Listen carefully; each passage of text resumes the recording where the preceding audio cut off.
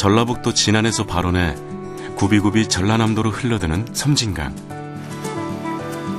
완만하고 부드러운 섬진강의 물길은 수많은 생명을 품고 있습니다. 유유히 흐르는 섬진강의 물길은 전라도 사람들의 순박한 삶의 무대가 되기도 하는데요. 따뜻하고 점강 가는 풍경과 이야기들이 소담스럽게 펼쳐지는 섬진강. 전라도 천년의 역사와 함께 넉넉한 인심을 품고 흐르는 섬진강 물길을 따라가 봅니다.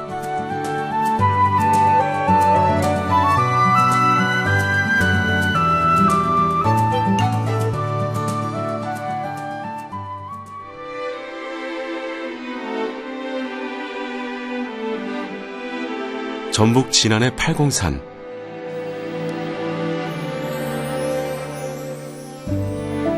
이 산 중턱에는 섬진강 발원지가 있습니다. 대미샘 자연휴양림에서 10분 정도 쉬엄쉬엄 올라가다 보면 전라남북도를 거쳐 경상도까지 흘러드는 섬진강 500리 물길의 시작점 대미샘에 이르게 됩니다.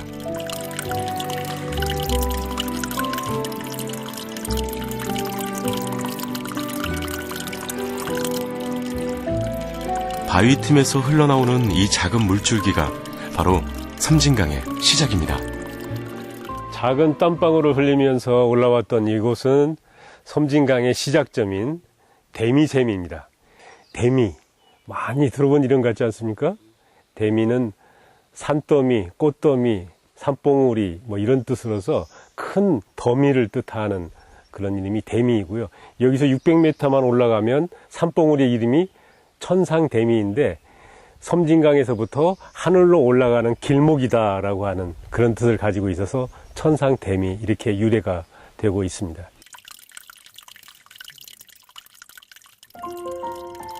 이곳 대미샘은 섬진강의 하구에서 가장 먼 거리에 위치해 있어서 발원지가 된 건데요.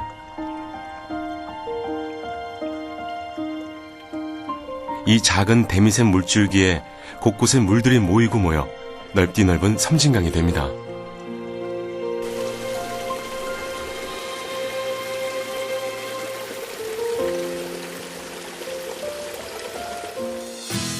전라남북도와 경상남도를 거쳐 223.86km를 흐르는 섬진강. 호남과 영남 11개 시군을 감싸며 지나는 이 강에는 특별한 유래가 있습니다. 1385년 고려 우왕 11년에 왜구가 쳐들어옵니다. 섬진강을 통해서 쳐들어오는데 그 당시에 두꺼비가 수십만 마리가 얼마나 우러댔는지 왜구들이 광양만 쪽으로 틀어져서 공격을 못했다라고 하는 그런 전설에 따라서 두꺼비 섬자를 따라서 섬진강 이렇게 불리워지기도 합니다. 대미샘에서 시작된 섬진강 물길과 사람과의 첫 만남은 이곳 원신암 마을에서 이루어지는데요. 이 깊은 산골 마을은 조선말 천주교 신자들이 박해를 피해 모여든 곳입니다. 마을을 지나는 물줄기는 비록 작지만 척박했던 그들의 삶을 읽어나가는데 귀한 생명수였을 겁니다. 조용히 흐르던 섬진강 물길은 이 마을을 넘어서면서부터 조금씩 새를 더해갑니다. 이제는 작은 하천이 되어 사람들의 생활 속으로 흘러드는데요. 너른 들판을 풍성하게 적셔주는 섬진강은 땅에 기대 사는 이들에겐 더없이 고마운 존재죠.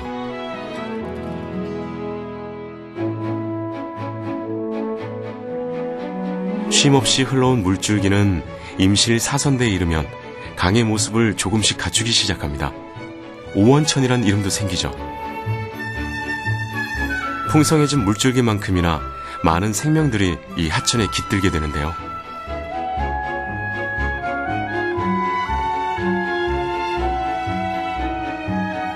유유히 흐르던 오원천은 강이 아닌 호수로 한 곳에 머물게 됩니다. 붕어섬으로 유명한 옥정호입니다.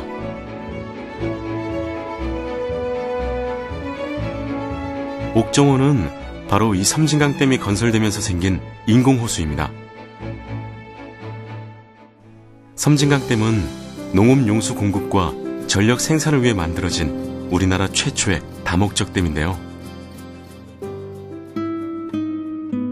임실군 강진면과 정읍시 산내면 사이의 협곡을 막아 옥정호를 만들면서 당시 5개면 2천여 세대가 수몰면이 되는 아픔을 겪었습니다.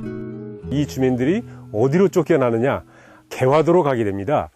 개화도에 256세대 정도가 가는데 13년 동안 바닷물이 빠지지 않아서 염기가 있어서 농사를 짓지 못해요. 그 농사 짓지 못하고 농지 분배권을 가지고 있었는데 그 분배권을 이제는 배가 고프니까 팔 수밖에 없잖아요.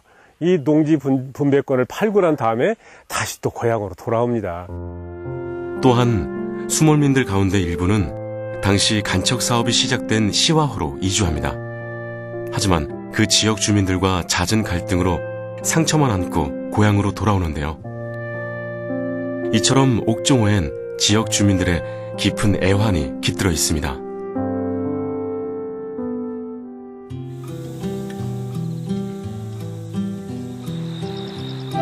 옥정호에 잠시 머물렀던 물줄기는 다시 강물이 되어 요요히 흘러갑니다.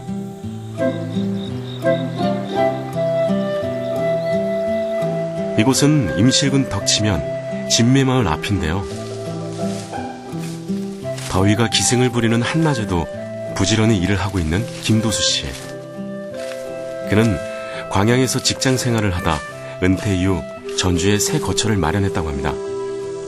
그러나 대부분은 고향인 이곳에 머물고 있습니다. 엄마, 도수. 이거 엄마 얼굴을 이렇게 안 보니까 너무 그리워. 고향에 오면 엄마가 나를 불러야 되는데 엄마 모습이 없어. 그래서 생각하다가 이거 아래채에다가 막 들어놓은 골목 입구에다가 우리 엄마를 그려놓으면 엄마 도수 왔어 하는 그런 마음이 너무 좋을 것 같아갖고 딱 무릎을 치면 이거야. 들어오는 입구에서 다 우리 엄마하고 아들하고의 만나는 관계를 이렇게 그려놓으니까 고향에 오면은 엄마 그린 모습을 딱 보는 순간 너무 흥분되고 설레이고. 부모님이 모두 돌아가신 뒤 홀로 남겨진 고향집. 어린 시절의 추억과 부모님의 채취가 깃든 낡은 집을 김도수 씨는 새롭게 손보았습니다. 김도수 씨는 광양에서 직장 생활을 할 때도 주말은 꼭 이곳 고향집에서 보내는데요. 그때마다 늘 아내와 동행했습니다. 시골에 안 따라오면 난리를 내고 싸우고 왜 안 가냐, 너랑 나랑 살 거냐 안 살 거냐. 그리고 집에 뭐 좀 찾으려고 이렇게 싱크대 같은 거 보잖아요. 내가 돌아버려요. 그럼 언제 숨겨놨다가 진미에다 갖다 놔요. 그거 찾으려면 없어요. 가지고 고향에 대한 투자는 모든 것은 시설은 오직 진매예요. 고향에다 갖다 놔야지. 내가 사는 곳은 중요하지가 않아. 중요하지 않아. 진매마을 곳곳에는 도수 씨의 추억이 어려 있습니다. 여기는 전에 씨름장, 여기 모래가 쫙 깔려 있는데 어르신들이 애들을 씨름을 시켜가지고 지면은 창피. 그 다음에 이 장에는 이제 남자 여자 공기놀이. 진매마을 앞을 흐르는 섬진강의 바위 하나하나에도 당연히 도수 씨의 추억이 담겨 있습니다. 여기는 우리가 깨복쟁이 친구들이 옷을 이렇게 벗어놓고 모욕했던 까마귀 바위. 그 다음에 저 앞에 큰 바위는 두루두루 생겼다 두루바위. 저기서 이렇게 딱 다이빙 하려고 누구야 하면서 딱 떨어지면 아버지들 저기서 누구 아들 꽃이 다 떨어지겠다고 해요. 막 다이빙했던 두루바위. 그 앞에는 따스한 품으로 늘 어린 도수 씨를 맞아주던 섬진강. 예나 지금이나 섬진강은 잔잔한 그 모습 그대로 흐르고 있습니다.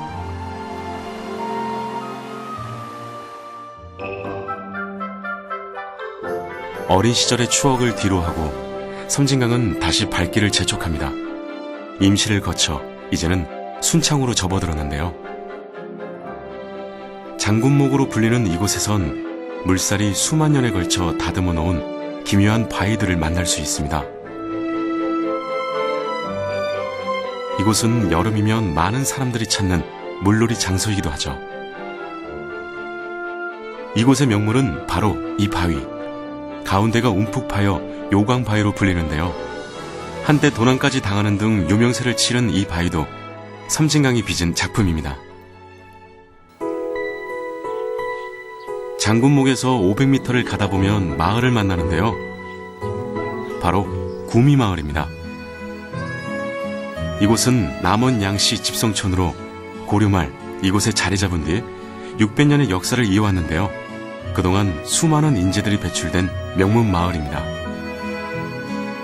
지금도 남원 양씨 후손 100여 가구가 터를 잡고 살고 있는데요. 1960~70년대에는 밤나무가 잘 자라 순창에서 제일 가는 부자 마을로 꼽힌 구미마을. 마을 앞으로 섬진강이 흘러 밤나무뿐만 아니라 다른 농작물들도 잘 자랍니다. 마을 어귀에서 만난 양승호 구미마을 이장님. 오늘은 정성껏 키운 블루베리의 첫 수확날이라 손길이 분주합니다. 날씨가 좀 안 좋지만은 그래도 잘 괜찮네. 적당히 보시다시피 분도 있잖아요. 분이 있어야 돼요. 포도같이. 이제 섬진강이 바로 있어가지고 공기도 좋고 또 물도 좋고 그래서 이게 맛도 좋고 향도 좋습니다. 옛날에 그 조선시대 때 우리 남한 북한을 합쳐가지고 제일 살기 좋은 마을이 어디냐 해가지고 조사를 한번 해봤대요. 그랬더니 이 우리 구미마을이 7개 마을 중에 하나로 통계별칭도 이렇게 마을이 좋답니다. 산이 있고 이게 섬진강이 있고 그렇기 때문에 그래서 지금 외지에서 오신 분들은 여기서 살고 싶으라고 해요. 마을 앞에 섬진강이 있어 농사를 짓는 데 큰 도움을 받는데요. 뿐만 아니라 농산물을 판매하는 데도 섬진강 덕을 톡톡히 보고 있습니다. 지금 도시 분들이 도로가에나 막 그 좀 도시 근방에 있고 하면은 잘 안 좋아해요. 이 농산물을. 물 꼭 깨끗한 공기 거기서 자라는 것을 좋아하죠. 그 섬진강이 있어서 아주 그냥 사람들이 좋아하겠네요. 예, 많이 좋아하죠. 가까이 있어서. 예, 지금 뭐 꼭 자연도 함께 먹잖아요. 자연 공기나 뭐 환경 같은 것을. 그래서 지금 많이 고려하니까요. 소비자들이. 구미마을은 섬진강이 있어 더 아름답고 풍요로운데요. 그 아름다운 섬진강에 반해 구미마을에 터를 잡은 사람이 있습니다. 바로 한국 화가 송만규 화백입니다. 섬진강을 소재로 계속 그림을 그리다가 지난 2002년도엔 아예 이곳에 터를 잡고 섬진강을 화폭에 담기 시작했습니다. 방문을 딱 열어적히면은 산 아래 그 구름들이 쫙하게 이렇게 껴요. 그러면은 이 산은 더 멀리 보이고 그 먼 산과 나 사이에는 또 새들이 이렇게 막 날아다니는 것들이 아주 여유도 있고 참 편안한 그런 느낌을 주는. 그는 시간만 나면 섬진강을 만나러 나섭니다. 저런 걸 보면은 참 자연의 이치가 오묘한 거예요. 그 물이 자작하게 이렇게 흐르는 그 위에 바위가 이렇게 탁 이렇게 떠 있어. 송만규 화백의 이름 앞에 붙는 호칭은 섬진강 화가입니다. 그의 눈과 마음에 담긴 풍경은 고스란히 화폭으로 옮겨지죠. 둥글둥글한 아주 곡선미를 띤 바위들이 강물에 떠 있고 사이사이에 이제 물보들도 있지, 억새들이 또 막 다 있지. 또 어느 때 보면은 새들이 편안하게 그 바위 위에서 졸고 있어요. 이런 모습도 보이지. 이런 것들을 다 조합하다 보면은 제 그림이 드는 거예요. 섬진강을 수없이 찾았던 송만규 화백. 그 중에서 이곳 임실구담 마을 앞 섬진강 물줄기를 가장 좋아합니다. 징검다리죠. 징검다리인데 강 이쪽으로는 행정구역 쪽으로 임실군이고 강 건너에는 이제 순창구인데 그 경계를 허물어 주는 게 저 징검다리죠. 다리 역할 그야말로. 섬진강의 풀 한 포기, 작은 돌 하나까지 모두 그려내고 싶어 20여 년 동안 섬진강에 푹 빠져 살아온 송만규 화백. 오랜 세월 동안 섬진강을 그려왔지만 아직도 섬진강은 그에게 새로운 영감을 주고 있습니다. 맑은 물과 깨끗함 속에서 함께 서식하고 있는 식물, 동물들이 또한 우리들과 함께 하고 있는, 같이 살아가고 있다라는 굉장한 에너지가 섬진강에 있고요. 섬진강은 사람과 밀착되어 있어요. 웬만큼 들어가도 큰 부담 없이 이렇게 간이다 발을 담글 수도 있고 손을 담글 수도 있고, 그러니까 어떤 그 분리되어 있는 느낌이 들지 않는 것이죠.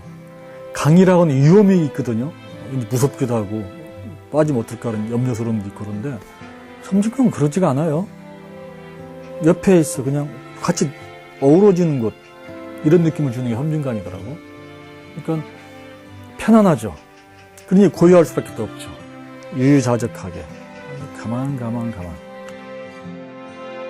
화가의 강은 오늘도 잔잔히 흐르고 있습니다.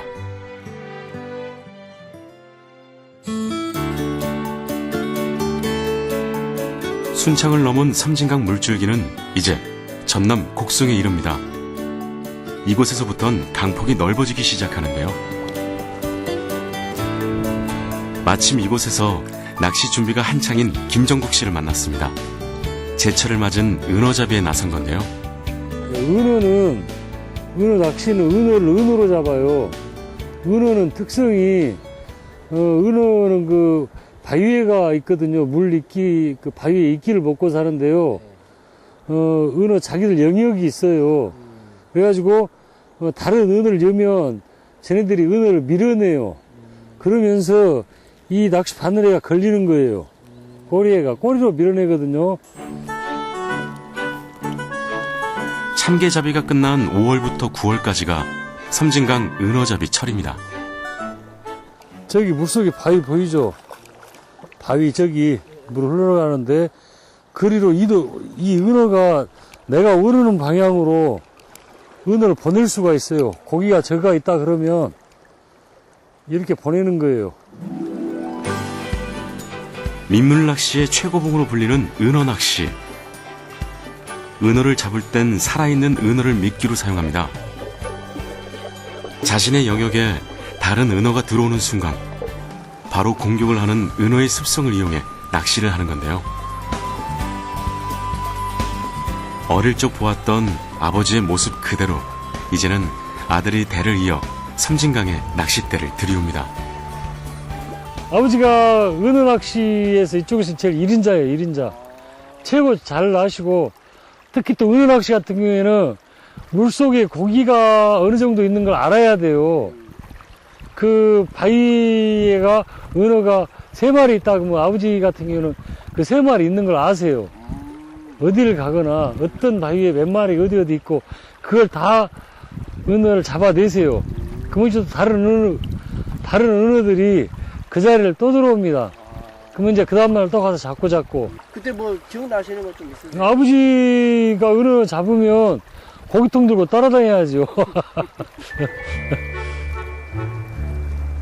김정국 씨가 어릴 적엔 아버지뿐만 아니라 많은 동네 어르신들이 이곳에서 은어 낚시를 했습니다.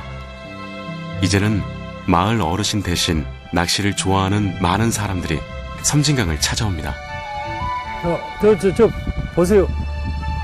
맞죠?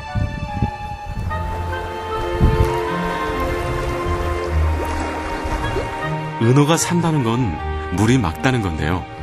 오염되지 않은 섬진강은 은어뿐만 아니라 다양한 어종이 살아가는 터전입니다. 섬진강에서 뭐 쏘가리, 은어, 뱀장어, 자라, 꺽지, 뭐 빠가사리, 다음에 피리, 뭐 다 잡히죠. 없는 거. 우리나라에서 어종이 가장 풍부한 데가 섬진강입니다. 섬진강은 다른 강들에 비해 비교적 개발이 안 돼서 다양한 어종들이 살 수 있게 된 거죠. 그래서 예로부터 섬진강 주변에는 강에서 잡은 다양한 물고기들을 맛볼 수 있는 음식점들이 질비했습니다. 특히 곡성에는 은어거리가 형성돼 있을 만큼 은어 요리가 유명한데요. 민물고기 특유의 흙내가 없는 은어는 주로 회로 많이 먹습니다. 뼈째 먹는 튀김도 손님들이 먼저 찾는 고급 음식입니다. 냄새도 잡냄새 같은 것도 뭐 민물 특유의 냄새라든지 그런 것이 없고 수박향이 은은하게 나기 때문에 그냥 냄새 이렇게 부담이 없고 맛있어요. 은어조림도 인기 메뉴인데요. 살과 뼈가 연하고 비린내가 나지 않아 손님들이 많이 찾고 있습니다. 곡성 은어거리를 지나 또다시 섬진강을 따라 떠나봅니다. 곡성에서부터는 강폭이 넓어지기 때문에 수상 레저를 즐기는 모습을 종종 볼 수 있습니다.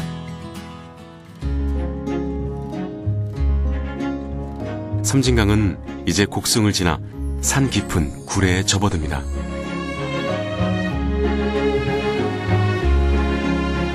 지리산을 굽이굽이 흐르던 물이 섬진강에 더해지면서 강줄기는 더욱 힘차게 뻗어가는데요.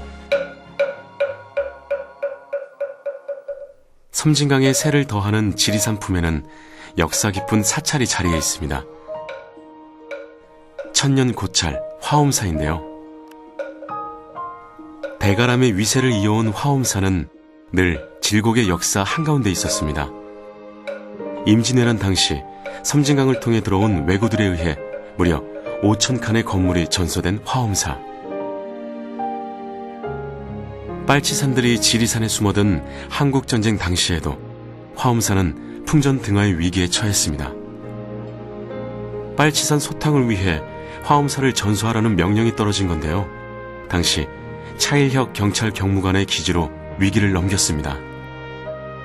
당시에 독립군 출신으로 광복 후 경찰로 활동하던 차일혁 경무관이 상부의 명령을 거부하고 곽황전의 문짝만 떼어내서 불태우는 것으로 사태를 마무리 지었습니다.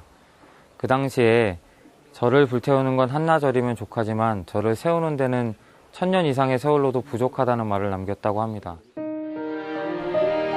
이처럼 천년고찰 화엄사는 우리 역사의 비극과 아픔을 고스란히 품고 있습니다.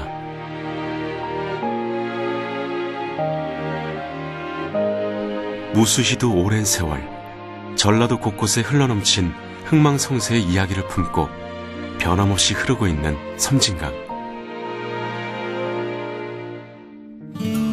구례를 지나 80리를 흘러 경상남도 하동으로 접어듭니다.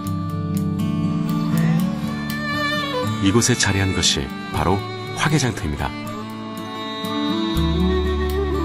화개천과 섬진강의 합류 지점인 이곳은 수심이 깊어 예전에는 남해안에 수산물을 실은 배가 들어왔습니다. 그래서 내륙의 농산물과 남해의 수산물이 거래되는 장터가 형성된 건데요. 여기서는 물건만 주고 파는 것이 아니라 혼담이 오갔습니다. 혼담. 장터에서 만나서 우리 집 딸이 있는데 그 집에 또 아들 없어? 이렇게 해가지고 그래서 이 다리 건너 간전에 가면 하계장터에서 시집간 며느리 또 이쪽에 오면 또 우리 전라도에서 장가 결혼한 사이 이렇게 해서 저절로 자연스럽게 화합의 그런 무대가 된 곳이 바로 우리 하계장터입니다. 영호남 화합을 상징하는 남도대교를 지난 섬진강은 하동을 지나며 점점 바다와 가까워집니다. 바닷물과 민물이 만나는 곳에 사는 제첩에게도 넉넉한 품을 내어주는 섬진강.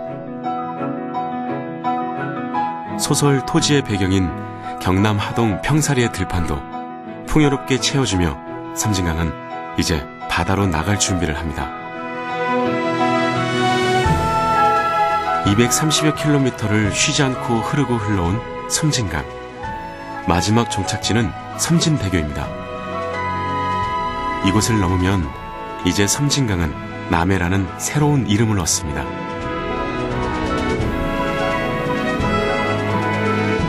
지난해 작은 대미섬에서 시작해 전라도를 감싸 흐르며 1000년이라는 시간 동안 사람들을 따스하게 보듬어준 섬진강. 하루가 다르게 변화하는 세상 속에서도 섬진강은 늘 그랬던 것처럼 전라도 사람들의 삶 속에 잔잔히 흐를 것입니다.